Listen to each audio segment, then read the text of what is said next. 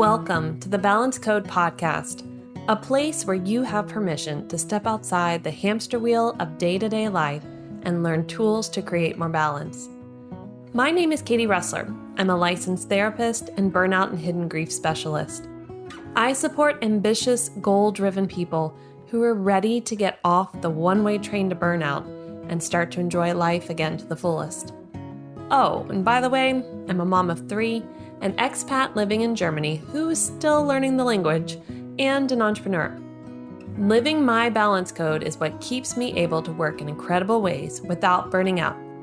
So let's find your balance code. Hey everyone, I am super excited about today's episode because I'm going to be interviewing Bevin Farrand. So if you've been listening to the podcast, you know this is the very first time I will be interviewing someone for the podcast, though I've done interviews many times in the past for other events and things that I've put on. But today, Bevin and I are going to be talking about finding your tribe, finding your community, and the importance of this, especially when we're looking at creating better balance in our lives. Now, I want to share with you a little bit about Bevin because she truly is an amazing woman who's gone through a lot. And through those challenges has created a movement that I find is just fascinating. In 2019, after an unexpected loss, just 5 days after she returned from a whirlwind trip to France with her husband, Bevin founded the Take the Damn Chance movement. Her DAM framework has inspired thousands to connect with the people that they love, do the crazy thing that makes all the difference, and when given a choice, to take the damn chance. Additionally, she's a coach that supports women in achieving their goals, even after going through deeply challenging experiences. Now, you're going to hear a little bit more about her story, as well as why she's so passionate right now about teaching others how to create a community that's really for you right now, and the importance of us finding our tribe. So, without further ado, here we go. Hi, Bevin. Welcome to the podcast. I'm so excited to have you on my podcast because I've been on your podcast and now it's your turn in the hot seat. So how are you doing today? I mean, I didn't know there was going to be a hot seat, but I am great. It is summer break here. So everything is topsy-turvy and upside down. And we just roll with it as parents, right? Yes, as it should be, right? We are the adaptable ones while the kids get to live the childhoods hopefully we had as well. There you go. In the pool. I like that. Yeah, we did throw them in the pool today. So Smart. Well, today we're going to be talking about the importance of relationships and finding our community, or as you and I tend to call it, tribe. And in relation to finding our balance, having better boundaries with people. So tell me where you are right now with this theme of finding your tribe. Like what's going on in your world that this is a topic that's hot for you right now? Well, and I love that we immediately dove into the tribe part, right? Because we hear this, like we talk about relationships and our gut and our like instinct automatically goes to romantic relationships, right? Like we think about our partnerships, our marriage, and I'm single, right? I lost my husband 3.5 years ago, unexpectedly, just 6 days after after my 40th birthday, about a month after his. And so part of why this all started to come up for me was because I was looking at the most important elements of my life and of the lives of my clients and the people around me. And I initially had asked on my unofficial social media poll, what did people want to hear from me? Did they want to hear about work stuff and how to grow your business? Did they want to hear about health, life purpose, relationships? And most people picked relationships.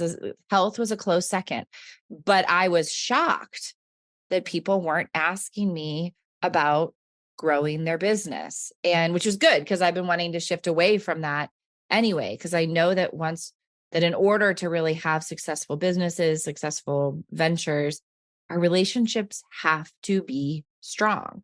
And that really gave me pause because there are a lot of times in our lives that our relationships take a beating for one reason or another, or we don't have fully realized relationships. Right. And I have experienced shakeups in my tribe on several occasions. So obviously, like I said, I'm a widow. I became a widow at 40.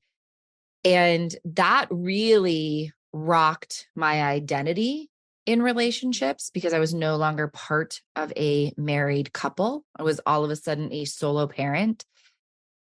But it also showed me the power of my relationships and my tribe, because those people really carried me through those first incredibly difficult days, weeks, and months. And they still carry me through that. But not just in losing my husband. I've moved across country. I've had different life circumstances. I've had kids. I've gone from not a parent to a parent. I've gone from a parent to a solo parent. So every time those life circumstances change, there's the potential for our tribe to change.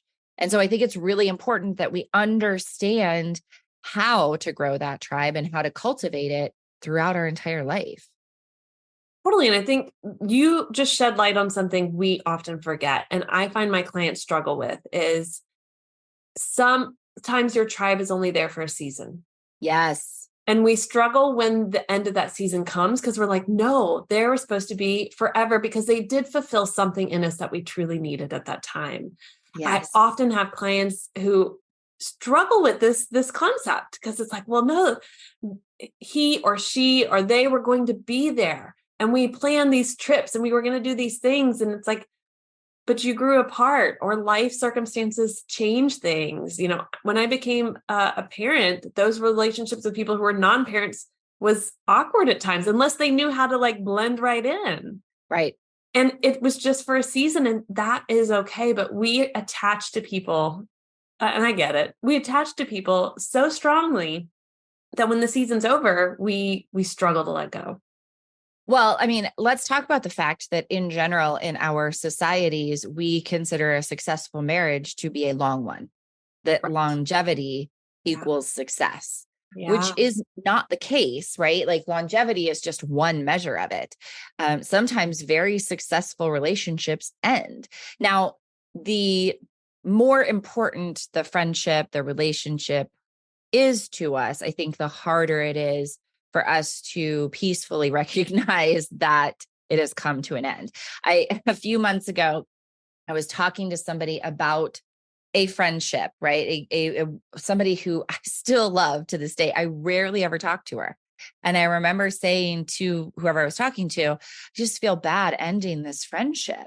And my friend I was talking to said, it's already ended, right? It's over.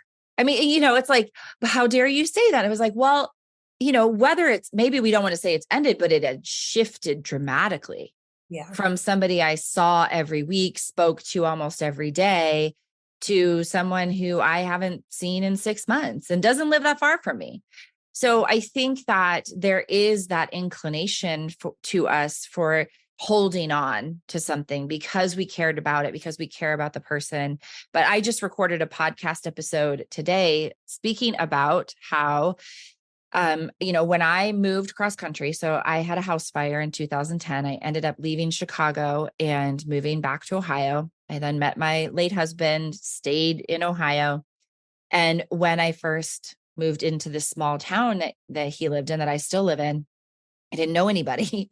And so I knew I needed a tribe. I know that about myself. And so I started a book club and reached out to somebody I knew, said, hey, I am craving connection. Would you help me start this? She reached out to a couple of people she knew that lived close to me.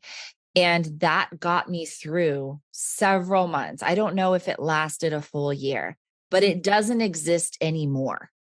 Yeah. And that was something where I said it disbanded, and that's okay, because it did fulfill the need that was unmet. That's the thing, Katie, that we have to think about. Our tribe and our relationships are fulfilling needs that we have in our life. And it is our responsibility. It is my responsibility to get clear on my needs and then to find the way to get those met. And sometimes that is through people, sometimes that is through ourselves. But that is why we build a tribe. And I know that sounds very clinical, but it is. And And the reason I say that is you cannot build a really successful, supportive tribe if you don't know what your needs are. And Yes.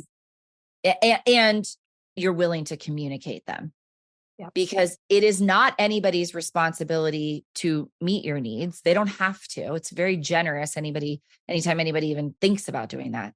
But it is definitely not anybody's responsibility to figure out what your needs are. Right. To read your mind. Nope. Right. And Not. so we build this supportive network because too often we are putting all of our needs on one person. A lot of times it's your spouse. Yep. And so you're expecting your spouse or your partner to fulfill all of these needs, and they can't and they shouldn't have to. Yep. So instead, we say, what do I need? What are my needs? Like, I need interaction with people. I need some people that I go out to dinner with.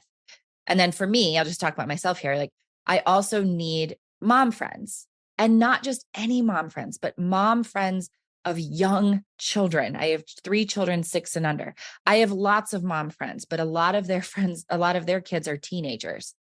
They don't understand the delicate balance of having a 2-year-old where I can't miss naps every single day Right. without paying for it, without being in a lot of pain. So, what else do I need? Sometimes I need help around the house. Sometimes I need people to travel with, right? Like all of these different needs. Now, sometimes filling those needs, like childcare, that's somebody I've hired to help me have a nanny. Sometimes if there's stuff done around the house, sometimes it is a friend. If a couple of great friends who will come over and help me. I had a snake in my driveway, like came over and helped me clear out the garage, parts of the garage to make sure the snake wasn't hiding in there. And sometimes that means I hire somebody to do things around the house. So it's finding this balance of what do you need and how do you get those needs filled? Mm-hmm.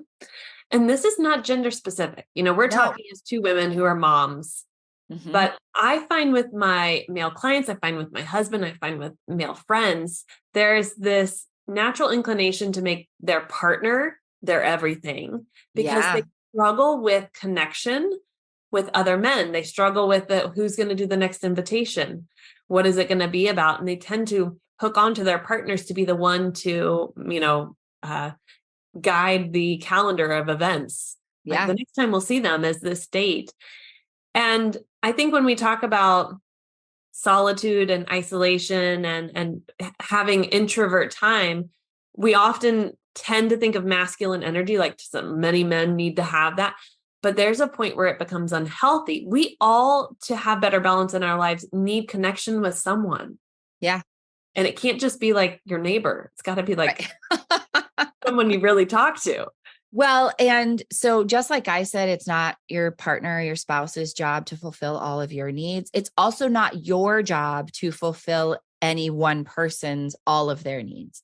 And I saw this very strongly when Mark and I were going through a fertility journey. So all 3 of my kiddos are IVF babies. And when we first started on this journey, we did a couple rounds of IUI. We did our first round of IVF and I had a miscarriage. And at that time in particular, Mark and I were best friends. Like we shared everything with each other. We always said we were on the same team. At that time, I told him, I need you to find someone else to also share this with because I am carrying my own grief, my own worry, my own anger at my body, all of these things. I'm carrying all of that. I can't also carry yours. And I had friends who had already been through IVF, who had had miscarriages, and I was able to share it with them and say, hey, like just when we first started, what do I do about this? Right. And they gave me lots of feedback, lots of ideas for what had worked for them. But he didn't have that. And I said to him, I need you to talk to someone else. Now, I know your best friend doesn't have kids. They've not been through this. I am happy to connect you with one of my friend's husbands who have been through the fertility journey. I am happy to connect you with whoever, But what I know is that I cannot be the only person you are sharing this with. That was a hard thing. It was a hard conversation. And it was a hard thing for him to understand because all he wanted was to be my everything.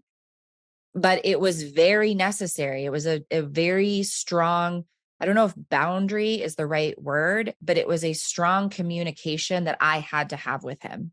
Yeah. Well, and you're really pointing out the fact that it's important that our tribe members, at least some of them, have gone through what Yes. we've gone through. Yes, it Yeah. may not look exactly like it, but because there's a piece of empathy there, and empathy, we often get it wrong. We think empathy means like we feel their emotions, we take it on. Actually, that's unhealthy. That's not what empathy really is. Empathy is I can feel that space of my own emotion that went through a similar situation, and therefore I can sit with yours. And I Yes. can keep a distance and a boundary of this is yours. I'm not going to make it about me. And when you find those type of people in your tribe, you thrive in that Yeah. relationship because they allow you to thrive. And you Yeah. you need people who've gone through similar situations. You do, because I know when I went through IVF and when I had my miscarriage, and I shared that with some friends who did not have children, had not been through fertility issues, had not had miscarriages, they didn't know how to handle my emotions. They didn't know how to handle the news. And then it became very awkward. And I think that's where we often will then shut down and feel like, oh, it's not appropriate for me to share. Well, maybe it's not appropriate in that situation. And it's not even the appropriateness of it. It is the effectiveness of it to say, okay, well, and so that's why we have a lot of people in our tribe, right? To say, okay, this friend can't manage it, can't handle it. And it's just going to make me feel bad about myself if I try to share it with this friend. And so I'm going to share it with somebody else. I've had that on so many occasions where I'm like, how do you feel about something? And if somebody's like, oh, I don't believe in that at all, then I'm like, maybe I'm just not going to share it here. And it's not keeping secrets from them. It's just like, I don't want to debate this. I'm not trying to get into a heavy conversation. I'm just going to save it for something else. So I think that we have to have, like you said, somebody who's been through it. I kind of look at it as in each area of our life, in business, in friendship, in momming, in all of these things, we need to have a mentor. Like we need to have somebody who is kind of helping guide us down a path. So that could be, if you're an entrepreneur, that could be a coach, that could be, a consultant or a mentor that is guiding you. So if you're just in your relationships, right? Maybe it's a therapist like you or a coach, right? We also need to have somebody who is walking with us, Yeah. right? That's why I say I need mom friends of moms with young children. They Yeah. are walking with me, because sometimes when I talk to moms of teenagers, they're like, oh, don't worry. This will happen. Don't worry. You'll get past it. And I'm It like, no, gets that's not better. what I need right now. I don't need you to tell me it's going to get better. I need you to be in the thick of it with me. And so we need mentors. We need people who are walking with us. We need cheerleaders. So we need people who are just cheering us on, Yep. who have the capacity to just cheer us on. And then we need inspiration. So I think especially in our romantic relationships, we can have a lot of other couple friends, but we also need to have some couple of friends who inspire us, like say that's the relationship we strive to have. And I think a lot of times right now in this day and age, we have a lot of couple friends, but we don't think about, do they have the kind of relationship that we want, or is it just proximity? But really consciously saying, you know what, that couple, that partnership, that's what we want. That's what we want to be. And we're going to put ourselves in situations with a couple that inspires us. Well, when we first moved to Germany, my husband and I, every year mark of us being here, would sit down and go, okay, what friends have we connected with? Who have we made in our world?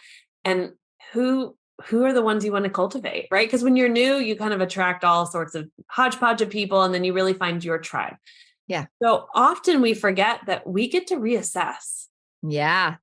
and go, oh, you're kind of an energy vampire. Nope. You're just a squatter hanging out because we've known each other for 6 months, and Right. say, these are not relationships I want to cultivate.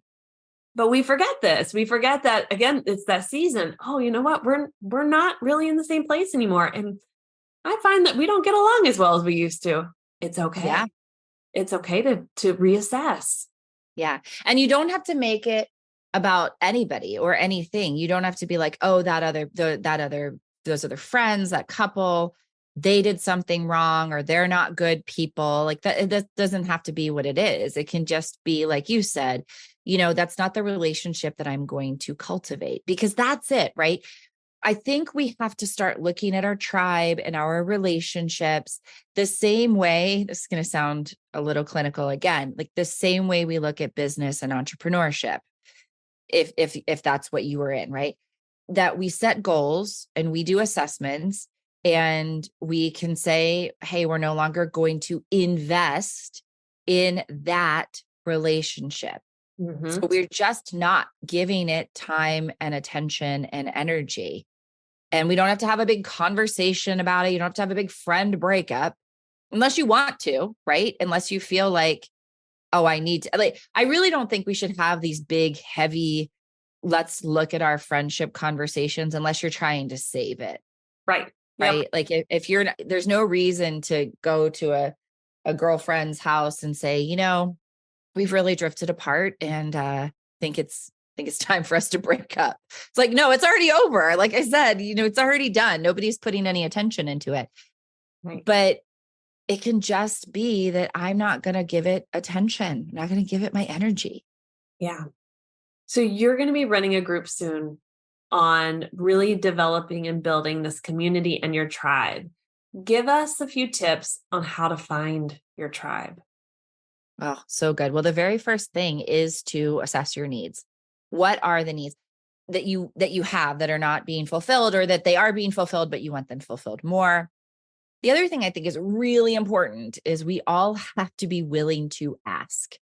We can't just sit back and wait. They're not going to just ring your doorbell and your 10 new besties are sitting on the front porch. And I think that, as women and as just adults, it seems to be really hard to make new friends. We're not in college. We're not, the same dorm. People will say, oh, just make mom friends. Well, it's all well and good in theory, but it doesn't always just automatically happen. I found myself, I have 3 kids, 6 and under. And my oldest daughter, when she went to preschool, I connected with some of the moms immediately, and we arranged play dates, and we, we're just all getting together. Then the pandemic hit. It was a little harder to get everybody together. And when my son went to preschool, I didn't have that connection with anyone. I just found that, like, nobody was reaching out to me. It was weird and hard to get the other moms together. And so it's very easy to make that feel like a rejection, to say, oh, they don't want to spend time with me. No, I don't know what's going on in their life.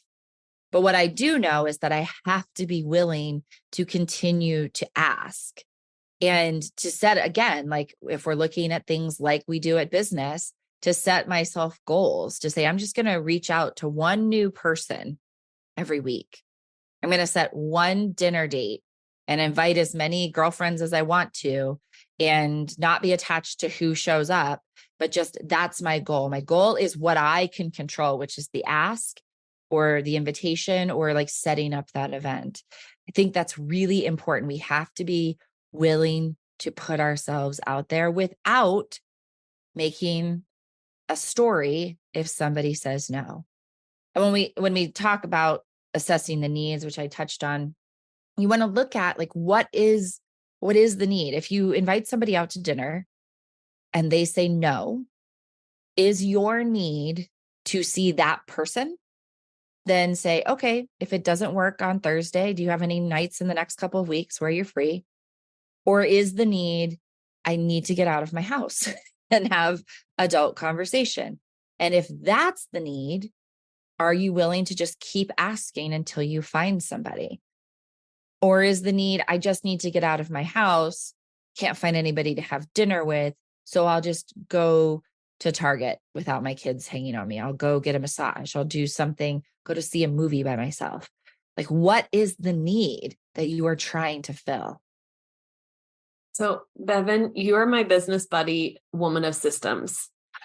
And I love that you created a system for finding friends. like as you're talking, I'm like, she's got a system. She's got a system, It's reassess. funny because, well, so everything I do, right? Everything I do is based around the word damn, right? We didn't even talk. Yeah. This is the first Yeah. podcast interview I've been on in like 3 years where I haven't talked about the damn framework. Yeah. But everything I do is based around the word damn, which is decide and declare, attend your own party, moments, not minutes, and now is the time. And you create what I call your damn manifesto. And that's your yes in order to your 6-dimensional why. And so the program I'm running coming up, it's called the 5-day relationship revolution. And it is powering our goals through building our tribe. And it is kind of in service of a group that I will be running called Find Your Damn People. Yeah. And I do that because we can have a relationship damn manifesto. And we can say, I want to have strong, connected, meaningful friendships. Or if we're just talking about our partnership, we can say, I want to have a, emotionally, physically, spiritually connected partnership in my current relationship or in a new one. And that's our yes, right? And so we've got to get really, really clear on what it is that we want and why. Then when things get hard, we have a touchstone. So if I was to do that, if I was to create my own relationship damn manifesto to build my tribe, then, and I don't have one yet, but I will, right? Then when it gets hard, when it feels like people are saying no every time I ask them to dinner, which is not true. It's not every time, right? But that's what our mind says. But when I feel like I just don't have the friends I need and want, and I need more interaction, then I go back to that and I say, okay, but what I'm committed to are these deeply connected, supportive relationships, the tribe. And I just come back to that and I say, okay, so is the action that I'm taking in service of that? Is it moving it forward? Yeah. Again, systems. Perfect. Systems. The community who listens to this, you all know, are high achievers. Yes, you are. And Yes. things like this, you're like, I can do this. One person a week, I can do this. Yep. I can assess. I can look. I can create goals. I got this. So, yes, we don't have to look at relationships so ambiguous. Yeah. We can really take action on them. Because we look at it as high achieving women, which we both are, and we say, I don't have the friendships that I want. I guess I failed. Right. Like, what is wrong with me? Instead of saying, what have I done to cultivate it? And some of that is being willing to be the one to start asking and start making connections. And if we can set goals of what we can do and impact. When I work with entrepreneurs and they're like, I'm not making the money I want to make. I'm like, stop looking at the outcome and just set goals on the things you can do and impact, which are your thoughts, your actions. Yes. And I'm going to side eye everybody and be like, and make space on your calendar to actually meet with people. Yes. If you're like, I have no time. I don't have my tribe. You've just explained why. You're telling yourself you don't have the time. So you actually have to make time on your calendar. So I just left a friend's house. We took the kids over there for a play date. And we have been talking about, we've been trying to find a group of women nearby, of moms of young children, right? And I was telling her, I have this book club. There's some of my closest girlfriends, but they are all like, some of them live an hour away. But we get together on the third Thursday of every month. And I have it in my calendar. It is marked. I about 2 weeks before I say, is this still going to be the date? And then I arrange a sitter. And what I said to my friends today was, unless we're going to do that, we're always going to be at the mercy of 4 schedules. So if we say, hey, we're just the third or the second Friday of every month, we go out for dinner. If you can come, great. If you can't, that's okay. But until you're willing to say and protect that and hold that time sacred, you're right. You won't have the tribe that you want. Yeah, totally. Oh, Bevin, I have loved this. Such juicy information and ideas. And hopefully epiphanies for people who are listening going like, I've not been doing that. Yep. That's what I can do to shift. If people want to join your upcoming group, how do they join? So it's a 5-day free training. You can go to findyourdamnpeople.com and that will get you signed up for that relationship revolution training. And you can also go find my podcast, which is called All the Damn Things. And I've been talking a lot about relationships and building your tribe there as well. Excellent. I'll make sure all of those links are in the show notes. Before we end, what is one thing that you are doing actively right now to create balance in your life? Oh, I did not know this conversation or this seat. question was coming up. I do consciously try to create balance. So I don't know that we are ever like truly balanced. I like to think of integration, but one of what I've done recently to support my own sanity and my own life is, so I tend to, if my home is very cluttered, my thoughts tend to be cluttered and vice versa. If my thoughts are really cluttered and I'm feeling very overwhelmed, then my home tends to get out of control. And completely candidly, I had not like packed up all of Mark's clothes. So our closet still had a lot of that. So what I did is I said, I'm going to hire somebody to come in and help me pack that up. And then also just help me organize around the house. So she's been coming in one day every couple of weeks and tackling a new area. She did the garage, she did my master closet. She did my bedroom. That was like the best day of my life when she came in and she got everything organized in its own place. That has been a way for me to support my own, like I said, sanity and balance so that I don't spend the time from when the kids go to bed until I go to bed beating myself up. Yeah. Because I could sit here and say, oh, I need to spend that time organizing and cleaning. Well, that's not going to happen. So instead, what I would do is like sit and do whatever thing I'm doing or whatever trashy TV I want to watch, but I'd be feeling bad about myself. So instead, I'm supporting the fact that I need it and it wasn't going to happen without the support. Yes. And you're not afraid to just take that step and do the damn thing. Right. Exactly. Always. Excellent. Bevin, thank you so much. Thank you for being a part of my online tribe community of business women who are rocking it. And I hope that the listeners will take a moment to go in the show notes and click the link so they can be a part of your 5-day training, because I think it's been beautiful to really help us understand how we can build our tribe and the importance of it in creating better balance in our lives. Thanks for having me. It was a pleasure to be here. Thank you so much for listening to today's episode. If you have a moment, please leave a rating or a review so that others can find this podcast who are looking for support just like you.